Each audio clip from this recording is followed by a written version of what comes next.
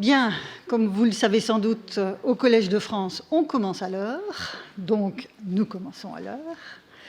Et je suis donc ravie de vous accueillir pour le début des séminaires de cette année qui sont donc associés à mon cours. Ce sont des séminaires qui avaient été initialement programmés l'année dernière. Et comme je l'ai expliqué lors du premier de mes cours, jeudi dernier, j'avoue que l'année dernière, je n'ai pas voulu ajouter des webinaires aux captations vidéo parce que je trouvais que c'était vraiment trop. Et donc, j'ai préféré, avec l'accord de mes invités, reporter tout à cette année et avoir des séances en présence où on puisse discuter autrement que par écran interposé, même si les écrans nous ont bien dépannés pendant tout cette période si difficile. Donc, j'aurai le plaisir d'accueillir aujourd'hui donc deux collègues, deux intervenants. Et la première, c'est Josine Blok, une amie de longue date. Et Josine nous vient des Pays-Bas, où elle a mené toute sa carrière. Elle a été surtout professeure d'histoire antique à l'Université d'Utrecht jusqu'en 2019. Elle est donc maintenant ce qu'on appelle une retraitée active, très active même. Je soulignerai aussi, parce que ça me semble très important, qu'elle a été doyenne de sa faculté, elle a été présidente de son département, donc Josine est quelqu'un qui s'est beaucoup investi dans les tâches collectives au sein de son institution. Et je pense que cet investissement dans le collectif n'est pas sans lien finalement avec les sujets d'études que l'on choisit. Elle est aussi la fondatrice du European Network for the Study of Ancient Greek History, qui a maintenant 20 années d'existence. Elle en est la fondatrice et l'animatrice principale. Et donc, c'est un groupe de chercheurs sur l'histoire ancienne qui a eu l'occasion de publier pas mal de collectifs particulièrement intéressants. Josine a reçu de nombreux prix, je vous les épargnerai, des allocations de recherche aussi pour des programmes tout aussi collectifs qui ont été extrêmement importants. Sur le point des publications, elle a évidemment écrit de très nombreux articles. Je mentionnerai dans le registre des livres l'ouvrage tiré de sa thèse de doctorat sur les Amazones dans la représentation mythique du passé des cités de l'Asie mineure, des directions de collectifs nombreuses dont j'épinglerai juste le collectif sur Solon, qui a été publié avec André Lardinois, et dont j'aurai l'occasion de parler à ceux qui auront le courage de venir au cours jeudi. J'aurai l'occasion d'en parler puisque je vais commencer un cours sur Solon. Et puis surtout, parce que là nous arrivons au creux de notre sujet d'aujourd'hui, sa dernière monographie intitulée « Citizenship in Classical Athens », qui a été publiée à Cambridge en 2017 et qui rassemble, si je ne me trompe, deux lignes de force des intérêts nombreux de Josine Blok, à savoir l'intérêt pour l'histoire des femmes et l'intérêt pour l'histoire institutionnelle, politique. Et donc, au croisement de ces deux intérêts se situe notamment la présentation d'aujourd'hui. Et je lui cède donc tout de suite la parole. Merci, Josine.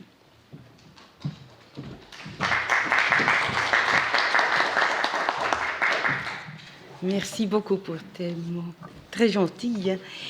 Et d'abord, je veux remercier très cordialement professeur Vinciane Pirenne-Delforge pour son invitation généreuse et remercier vous tous pour me permettre de parler en anglais dans cette cathédrale des sciences humaines de la France. J'avoue que pour moi, parler en anglais est beaucoup plus facile qu'en français. Donc maintenant, je continue en anglais. Professor Pirenne proposed that I do two things in this talk: to discuss my views on the religious foundations of citizenship in classical Athens, as laid out in my book of 2017 that she just mentioned, and to use this occasion to respond to two French critics of my work. Bringing the two topics together, I will first discuss what citizenship is, what it means in general, and what it meant in ancient Greece. Next, I turn to the gods to clarify why and how religion was crucial to citizenship in classical Athens. And after this, I can respond to my two critics. Citizenship is a meta-historical concept. This means that definitions of the concept capture what is essential and common to all varieties of citizenship across history.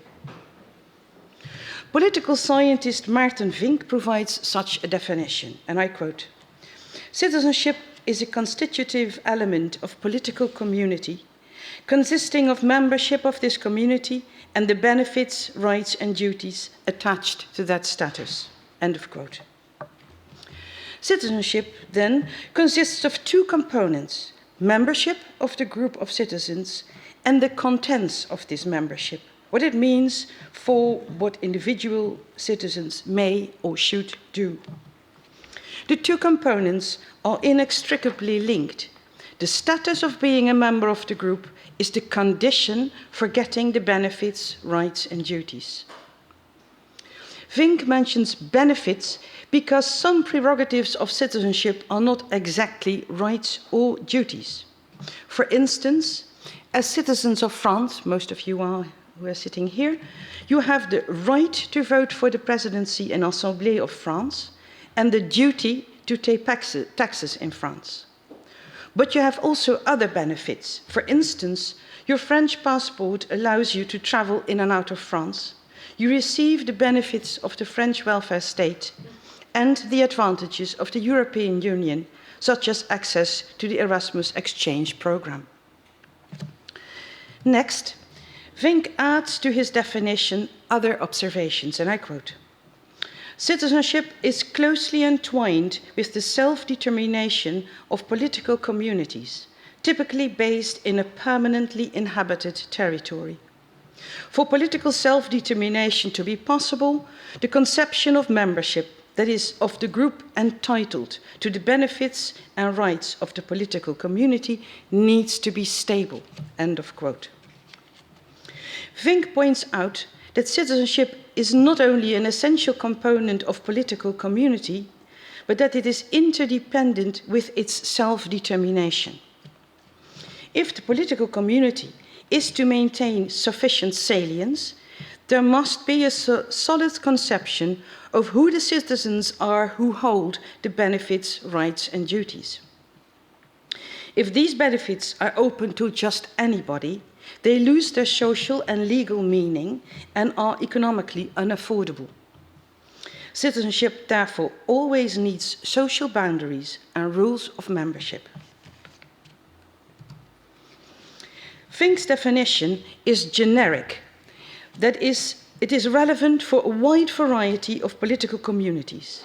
It defines the nexus, the connection between membership and prerogatives common to all systems. However, the kinds of rules of membership and of rights and duties of citizenship vary immensely as to time and place. Today, access to citizenship is usually based on birth, and among the rights are equality in the law and political agency. But historically, this has certainly not been the case. For instance, in the cities of early modern Europe, citizenship could be bought for money, and it held economic rights and legal protection, but no equality and no political entitlements. For citizenship in ancient Greece, the notion rights itself is not always adequate. Rights are general, formal entitlements that an individual can claim in law and are enforceable in court. In Greece, very few claims had the level of abstraction, generality, and enforceability belonging to the notion rights. Although the Greek polis developed extensive legal systems, the laws left more leeway for negotiation than applies to modern rights. Christel Müller, in her work on Hellenistic citizenship, therefore prefers to replace rights and duties by the term spheres of action. I think that this term covers the situation well, but that it's not easy to use, especially in a comparative perspective. So although the terms are not really adequate, for the sake of simplicity, I'll speak here of rights and duties, with inverted commas all the time, belonging to membership. So returning to the general definitions, let us gather the main points. The two components, membership and rights and duties, are inextricably connected. Being a member means having these rights. The nexus between them is usually set in formal rules, notably laws. The conception of membership needs to be stable, so there must be rules of access to membership. How does one become a citizen? And conversely, how or when does a citizen lose membership? Furthermore, it must be clear which rights and duties belong to membership, and if they are the same for all citizens or not. And conversely, if a citizen can lose such prerogatives. While thus both components and the nexus between them are defined by formal rules, they are also deeply embedded in norms and values. Although such norms and values are informal, they have a strong effect in society and become particularly powerful when something special is at stake. For instance, when an outsider is to be admitted to citizen status. We'll see some examples of this later. I now turn to ancient Greece. Using the general definition, let us first look at membership. Across ancient Greece, the stable conception of membership of the polis was based on birth from a citizen parent. Citizenship thus became an inherited status. Originally only shaped by rituals and customs, around 600 BCE, membership by descent was laid down in laws with a growing body of rights and duties attached to it. The laws made clear distinctions between citizens and others and settled the inheritance rights of citizens. At first, one parent of citizen status sufficed, but in the classical age, many polis tightened the criterion to 2 citizen parents. Yet outsiders could become insiders, citizens, in several ways. First, in the archaic age, membership of cultic, social, or professional associations and settlement in the territory could gradually lead to inclusion. Such a process was probably most successful when supported by intermarriage, with access to citizenship for one's children. On the other hand, endogamy, marriage within one's own community or polis, was a strong value in Greece, making marriage with outsiders unattractive. Second, when colonies were founded or existing polis were refounded, outsiders were usually included as new citizens. And third, when citizenship by descent had become firmly consolidated in law from around 500 BC onward, citizen status was given to outsiders as a grant, usually to individuals, occasionally to collectives. And finally, in the Hellenistic age, some polis sold their membership to outsiders. These were extraordinary measures taken to fill the depleted treasuries of these polis. Let us now look at some of the relevant laws. In Athens, citizenship had been formally based on descent since the laws of Solon of 594. Children born from one Athenian parent, usually the father, were accepted as legitimate members of the family and of the polis by a series of rituals overseen by the phratries. After 5087, when Cleisthenes refounded the citizen body and drafted a new constitution, citizen status of children was more strictly checked for legitimacy, first by the phratries and for males by the demes, new polis subgroups. In 451-0, Pericles' citizenship law laid down that 2 Athenian-born parents were required for citizen status. In the Peloponnesian War of 431-4, this law was allowed to relapse, but in 403-2 it was reinstated. To the contents of this law, I'll return shortly. Pericles' law made intermarriage even less attractive for Athenians, and formal grants of citizenship became in effect the regular way for outsiders to membership. In other polis, we see roughly the same historical pattern. Citizenship was based on descent, first by tradition only, and over time formally regulated in law. Sometimes one parent was required for citizen status, sometimes 2. The rule of 2 citizen parents became quite common in the classical age. Such citizenship systems were only possible if men and women were both of citizen status. This quite logical fact is confirmed in the Greek language, which has symmetrical masculine and feminine forms of the words for a citizen, polites and politis, astos and aster, and the ethnic names, for instance, Athenaios and Athenaia. We see a clear example in a decree from Thasos, from around 400. It rules that citizens of its former colony who descended from Thasian women were citizens of Thasos too. Clearly, Thasian citizen status could be transmitted through women as well as through men. Let us now look at the benefits, rights, and duties belonging to membership. In Athens, no extant law offers a list of such benefits and rights, but a court speech quotes the reenactment of Pericles' citizenship law I mentioned before with an important statement. And I quote, "For according to the law, no male or female nothos," usually translated as bastard, it is a bit wrong, but okay, let's keep it like this, "has any claim based on kinship on either side," that's in the word angisteia, "to a share in hira kai hosia, as of the archonship of Euclides of 403-2. End of quote. The negative phrasing, "no one has not," seems odd today, but was very common in antiquity. What the expression hira kai hosia means, I'll explain in a minute. I first want to observe that the law restricts citizenship to legitimate children of Athenian citizens on both sides. Second, the law captures the benefits of citizenship for both men and women in a generic expression about a share.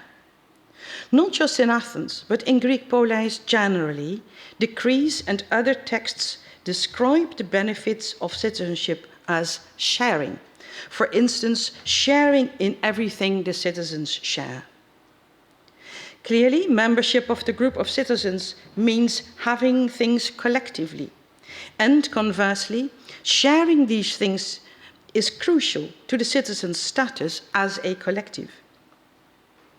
Given that legitimate descent was the legal condition for citizen status, the things they share get the quality of a common inheritance. And this is confirmed by the words of this law. The angisteia, I mentioned the word before, comprised the families on both sides relevant to the transmission of inheritance.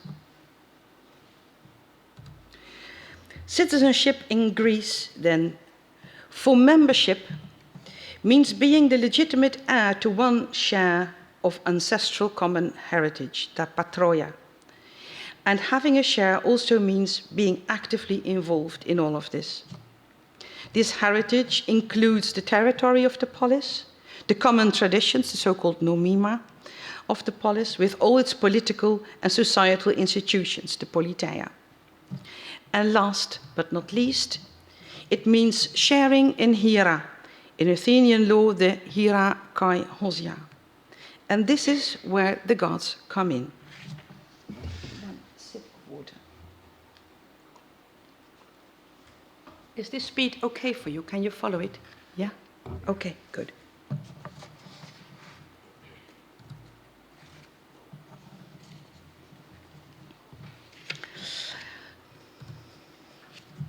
In Athens, the benefits of citizen status are indicated by sharing in ta hira kai ta koina, that is the common things, and sharing in hira kai hosia. We just saw hira kai hosia in the law on citizenship, and this expression occurs in many other texts as the benefit of membership of the household, the oikos, and of the polis. One such text is a speech written by Demosthenes in the mid-4th century, in which he denounces the conduct of a certain Charidamos, a mercenary captain who had received Athenian citizenship some years before, and I quote, "It was we, men of Athens, who made Charidamos a citizen, a polites, and by that gift bestowed upon him a share in our hira kai hosia, in our traditions, our nomima, and in everything of which we are entitled to have a share." End of quote. So what then are hira kai hosia? First, tahira. Tahira was an umbrella term for things set aside for the gods. Normally, heroes designated what belonged to the gods as a gift from humans. Tahira captured a great variety of such gifts. Primarily animal sacrifice, libations, and other offerings, but also votives of many kinds, hymns and songs, dances, musical and athletic competitions, plots of land, buildings, and money. The noun hieron usually referred to a sanctuary, a building or other designated place to serve the gods. By extension, tahira could mean the entire process of honoring, consecrating, and gift-giving to the gods. In other words, the cult of the gods. Essential to tahira is what they mean and do. They are human gifts to the gods in a chain of gratitude and obligation for the gift of the gods of their divine powers. Humans toiled to achieve what they wanted, but they needed the divine powers such as fertility, courage, justice, victory, to make their efforts effective. For their contributions, the gods expected fitting honors, gratitude, and rewards in the form of gifts and of the effort to produce these gifts, for instance, a so-called first share of the produce. Hira engendered charis, something like warm feelings among the gods towards the human givers. Most scholars characterize the relationship between ancient Greeks and their gods as reciprocity, and that is largely correct. Yet the gods were immortal and humans mortal, and the gifts of the gods were inevitably much greater than humans could ever return. The relationship between humans and gods was thus infinitely more unequal than in reciprocity between humans. Due to this unsurmountable hierarchy, humans expressed their deep gratitude towards the gods, but also a sense of debt. Tahira were both the means and the focus of commonality, because sharing in hira meant sharing in honoring the gods in cults. Sharing in animal sacrifice was the core religious act, which simultaneously created a vertical connection between humans and gods by the offering, and a horizontal connection among the human worshippers sharing the meat. Festivals, cultic festivities, and competitions, often with a sacrifice as a central event, were likewise a moment of sharing with the gods and other humans. Besides festivities, taking oaths was important for the polis, because oath grounded social ties between humans in hira, in the shape of animal sacrifice or libation. Breaking an oath crucially damaged one's relations with the humans and gods involved. Finally, Humans offered their gifts as individuals and as a household, but it was the polis as the collective of all its members which anchored, legitimated, and mediated most religious actions, as Christiane Sorvino-In would put it. The reciprocity enacted in this exchange forged a bond, the beginning of which belonged to the imagined origins of the polis. The gods' long-standing engagement with the polis was captured in the expression that the gods held the polis as its protectors and as the beneficiaries of its gifts. In sum, among all the levels of communal cultic relationships, from individual cults up to Pan-Hellenic sanctuaries, the bond of the polis with the gods was the most salient and durable. In a way, it formed a covenant between polis and gods. Now, tahosia. Tahosia means literally hosios, things, and this cannot be translated directly in any modern language. Hosios is the adjective of hosia, a noun that may be translated tentatively by pious respect. It captures a range of religious and social norms: respect for the gods, for close kin, for guests, refugees and suppliants, and for the dead. The gods are the guardians of Hosia, and when humans comply with Hosia, this gives pleasure to the gods. Tahosia are hosios things, that is, material goods used for Hosia, and thoughts and acts according to Hosia. Hosios goods are, for instance, private or public property used for sacrifice. Hosios conduct towards humans honors the gods because it pays respect to humans, such as care for aging parents, burial of the dead, and keeping oaths. Between polis, Hosia entailed conventions regarding warfare and treaties, notably pious treatment of the dead, keeping oaths, and respect for each other's hiera. Hosia was a set of unwritten rules or laws transcending the actual laws of individual polis and even the cultural boundaries of the Greek world. In the context of religious cult and ritual, Hosia meant the rules of the cult which created the ties between the worshipping group and the divinity. These rules were valid for this particular cult and the specific group, be it small or large. Here in particular, we find the connection between Hosia and hiera in the rules of ritual, many of which were inscribed. A wonderful collection of such rules is being made in a project led by Professor Pirenne-Delforge, a collection of Greek ritual norms that you see here, the opening site of the project with all the texts. All these rules illuminate the range of issues involved in Hosia, but in fact they were one set of values sustaining durable relations between humans and gods. As Saskia Peels, who will speak here next week, has shown, all Hosia supports long-term reciprocity between humans and gods, including relations between humans under divine guidance. Oh, sorry. Back. To our findings about citizenship so far, we now add the benefits belonging to membership. Sharing in hiera, the gifts given in gratitude to the gods in the cycle of reciprocity, and in Hosia, all human actions and property used to please the gods. The expression hiera kai Hosia synoptically represents the bond between humans and gods, on which the well-being of the human community depended, its territory, customs, and institutions. Sharing in hiera kai Hosia was a common expression in Athens and in a few other polis.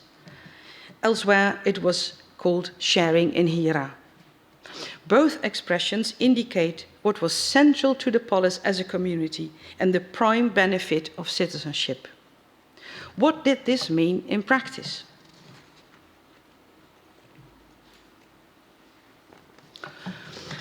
The polis as a whole was responsible for keeping the bond with the gods in good order.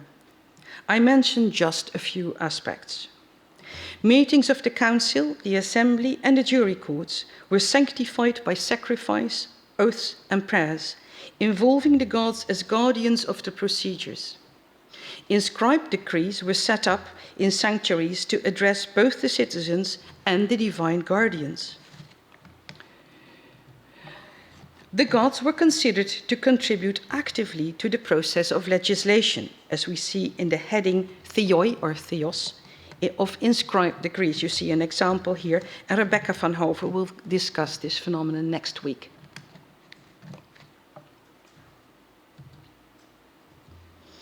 Directly relevant for citizenship is how the citizens participated in the common hiera as part of their benefits, rights, and duties.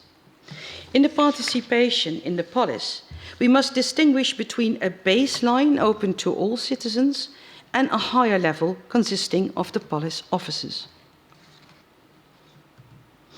At the baseline, all citizens, male and female, were expected to participate in the polis cults, the hiera in the widest sense. Doing so was both a right and a duty belonging to citizen status, and vice versa. Sharing in the hiera of the family and the polis demonstrated one's identity as a citizen. The latter fact is borne out by court cases where defendants who were accused of not being of citizen status proved their legitimate descent by demonstrating they had shared in the hiera of the family, the polis, and its subgroups, in the case of men especially of the phratries. We'll see an example of this shortly in the case of a certain Euxithios. All the rituals, sacrifices, and festivals were organized according to gender and age. The rules for the composition of the groups sharing cults and for the ways in which each group was to participate were established by law or custom, and all belonged to Hosea. There were special cultic roles for younger women, such as the Kanephoroi, who went in front of religious processions, and religious competitions for boys and young men. In some cults and festivals, distinction as to gender and age was the leading principle. In others, men and women participated together, but in different roles.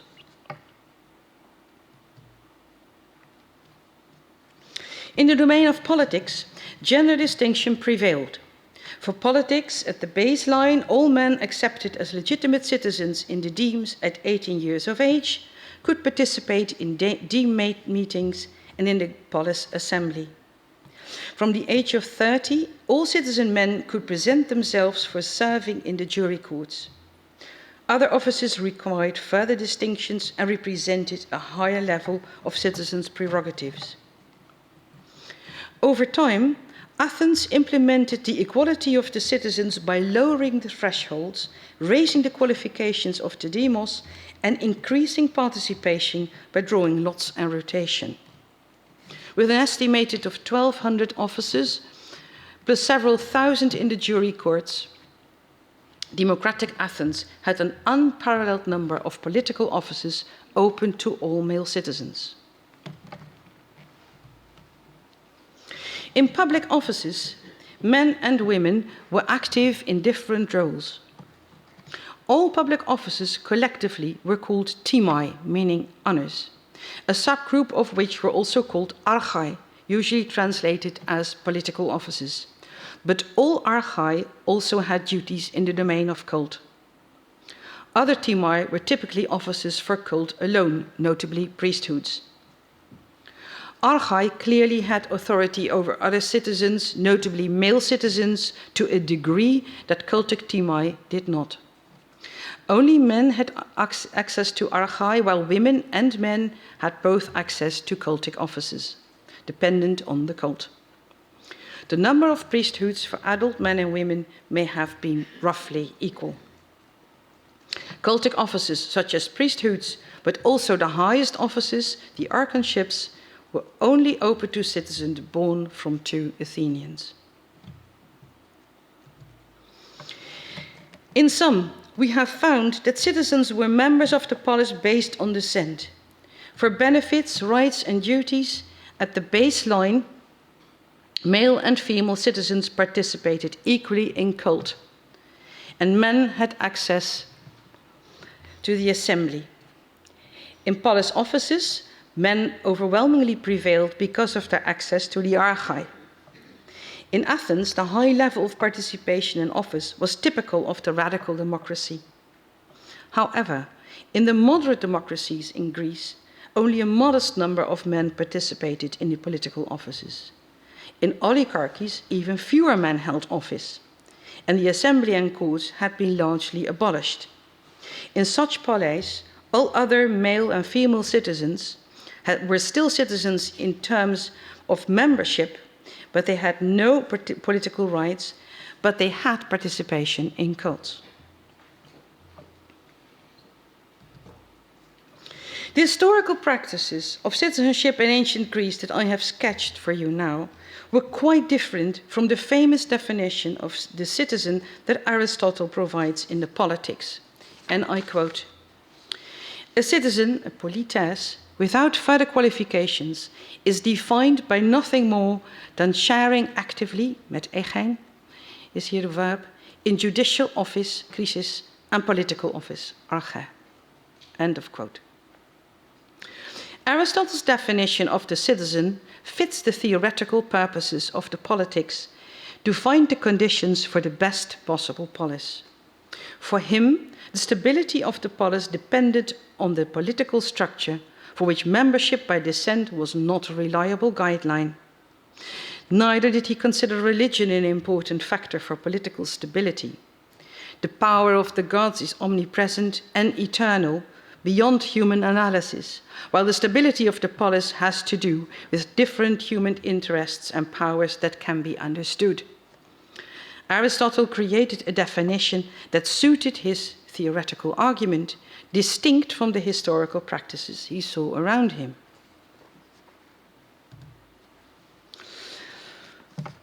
Most historians, however, have understood Aristotle's argument to be a shorthand of the historical realities of citizenship in Greece. It is beyond any doubt that political life was enormously important in the Greek polis. However, considering the historical evidence more widely, we find that Aristotle's definition takes the part of political office to be the whole of citizenship, and that he removes the factor membership from it. In fact, Aristotle takes it for granted, but without defining membership, citizenship does not exist. Furthermore, his definition eliminates religion as an essential domain of the polis and of participation of citizens. This means that he eliminates the citizenship of most men in moderate democracies and oligarchies and of all women in all polis, despite the fact that in Greek law and language they were all citizens too. And this takes me to my two French critics.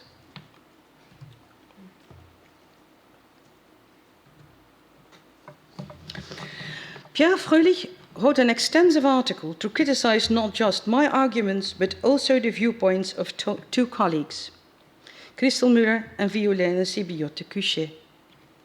Ivana Savali-Lestrade reviewed my book.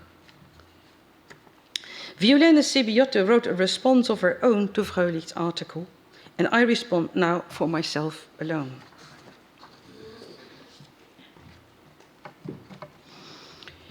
Fröhlich's article reveals that he largely misunderstands what I am saying.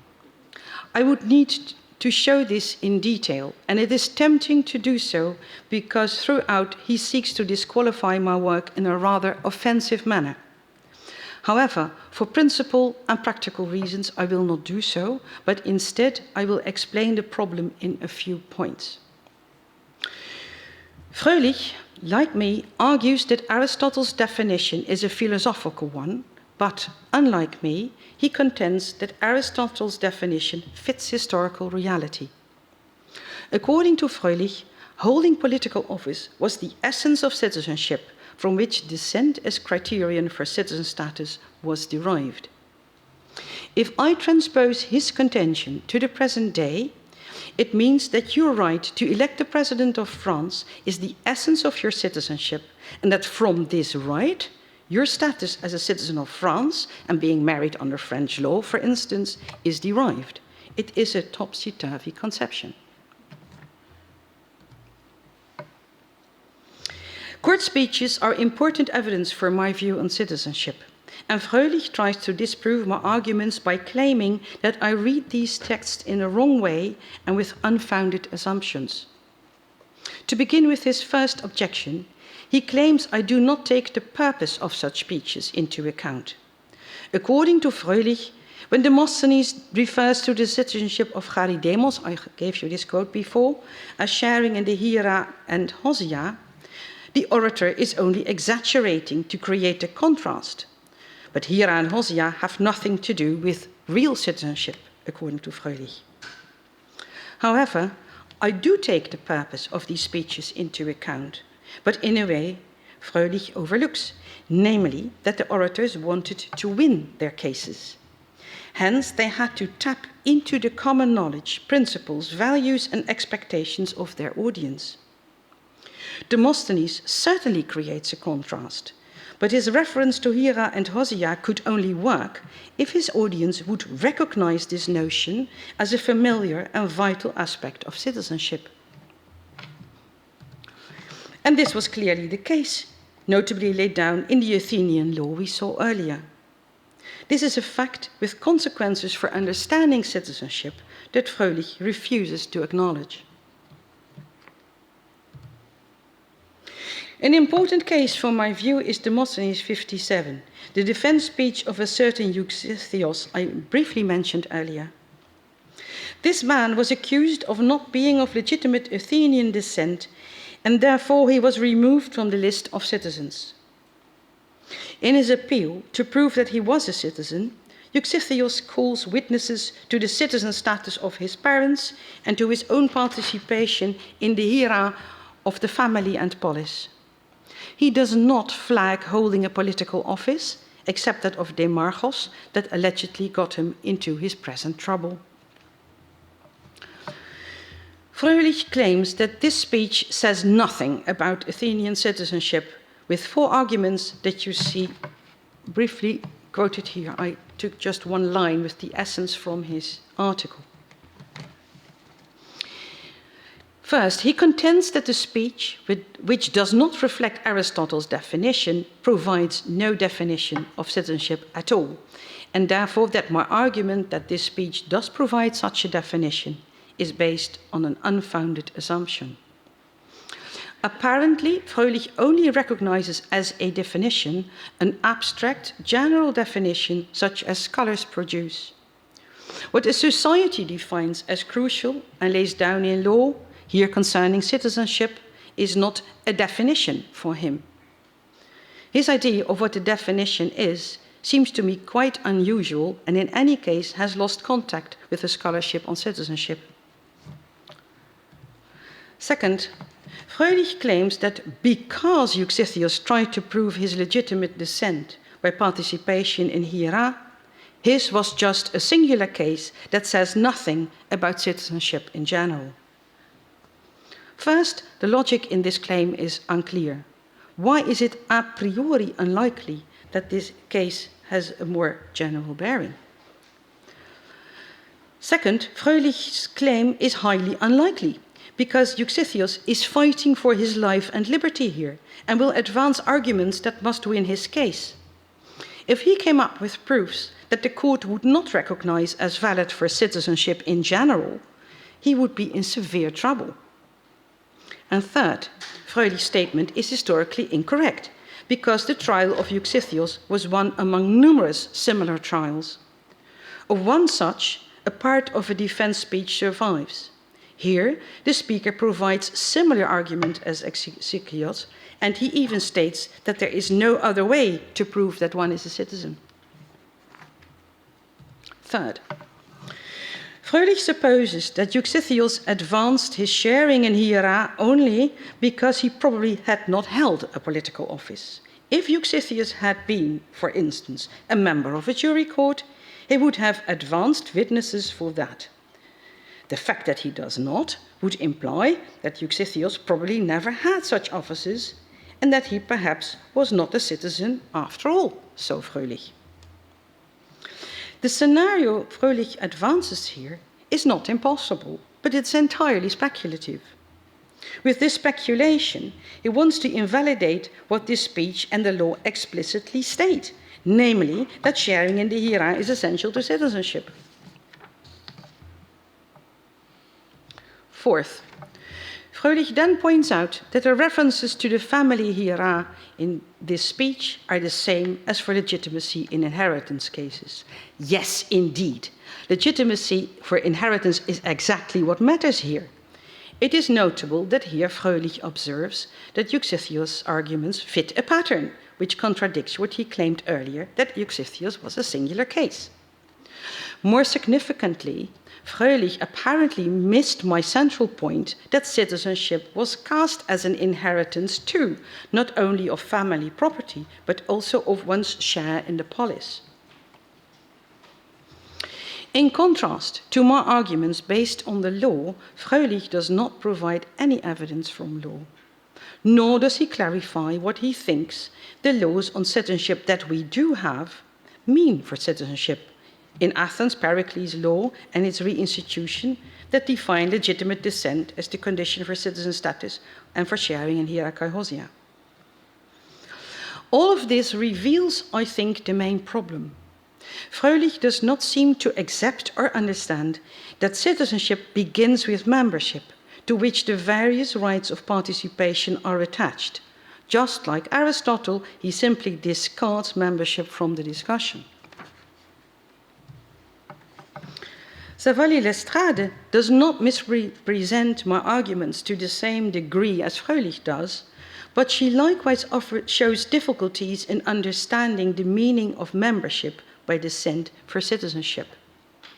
For instance, concerning Demosthenes 57, Savalli-Lestrade focuses on Euxithius' office as demarchos and wonders why the man pays more attention to his legitimate descent than to his office. Apparently, she entirely missed the point that legitimate descent is conditional for any prerogative like public office, and that precisely this was at stake here. Of course, we do not need to agree, but since Fröhlich and Savalli-Lestrade both clearly misunderstand what I am saying, I wonder why this might be so.